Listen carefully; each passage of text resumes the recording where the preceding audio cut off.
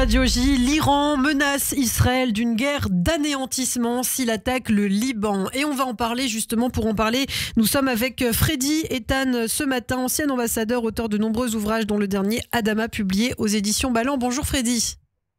Bonjour Ilana. Merci beaucoup d'être avec nous ce matin sur Radio J. Effectivement, on parle de ces menaces de l'Iran. La mission iranienne à l'ONU qui a déclaré dans un message tard vendredi que l'Iran déclencherait une guerre pour anéantir Israël. En tout cas, si l'État hébreu lance une attaque majeure contre le Liban. Alors qu'est-ce que ça signifie? Comment interpréter ces propos, Freddy?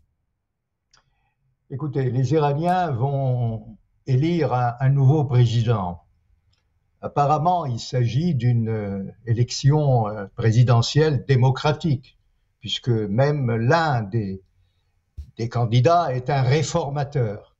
Mais en réalité, sur le terrain, rien ne changera fondamentalement.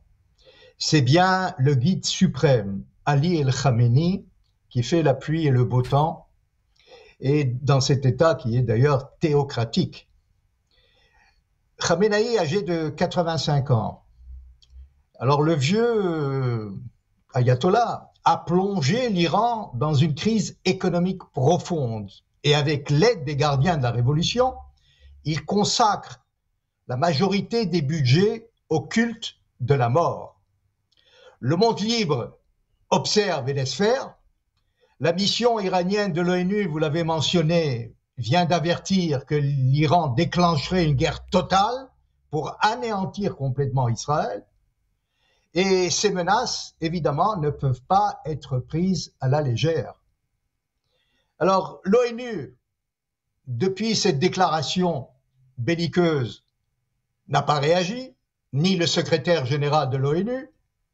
L'Amérique et la France préfèrent un dialogue de sourds.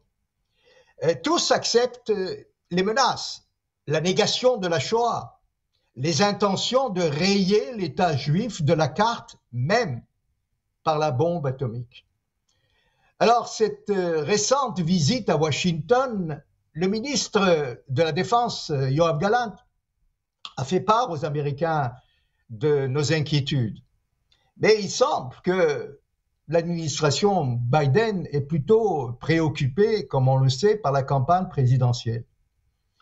Tous, nous avons assisté la semaine dernière à un débat assez médiocre à la télé.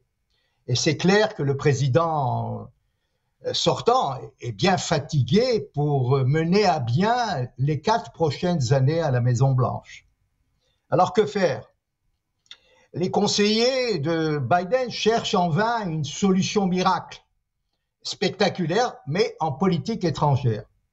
Alors le truc, c'est un nouvel accord avec l'Iran, c'est-à-dire de stopper le programme nucléaire, l'escalade au Moyen-Orient et libérer aussi les otages à la fois, un grand deal, ce qu'on appelle.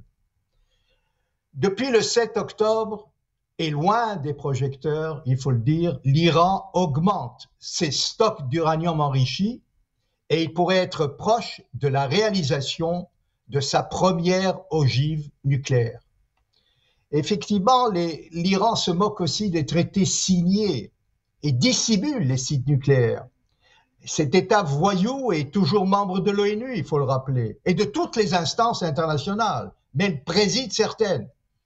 L'Iran sème la terreur, maîtrise la situation en Syrie, au Liban, encourage le Hamas de poursuivre la guerre contre Israël, renforce son rôle d'influence en Irak, au Yémen et même en Afrique. Alors rappelons que une première attaque a eu lieu donc contre Israël. Je vous rappelle, en avril dernier, plus de 300 missiles et drones ont été lancés.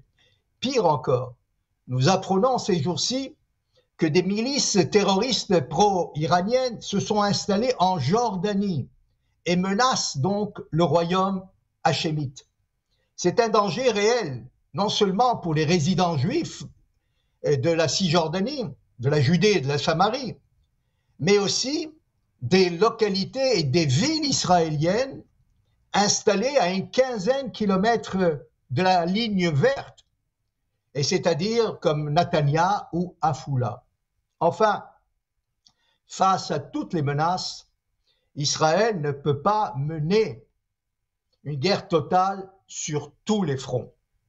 Et donc, seule une coalition militaire occidentale avec Israël pourrait mettre un terme aux folles aspirations religieuses et expansionnistes des ayatollahs. Merci beaucoup Freddy Eitan, merci pour ces explications ce matin sur Radio J. On continuera à suivre évidemment tout ce qui se passe, les menaces de l'Iran, ce n'est pas nouveau, effectivement on suivra tout ça. Merci beaucoup Freddy d'avoir été avec nous, on vous retrouve très prochainement sur Radio J comme chaque semaine.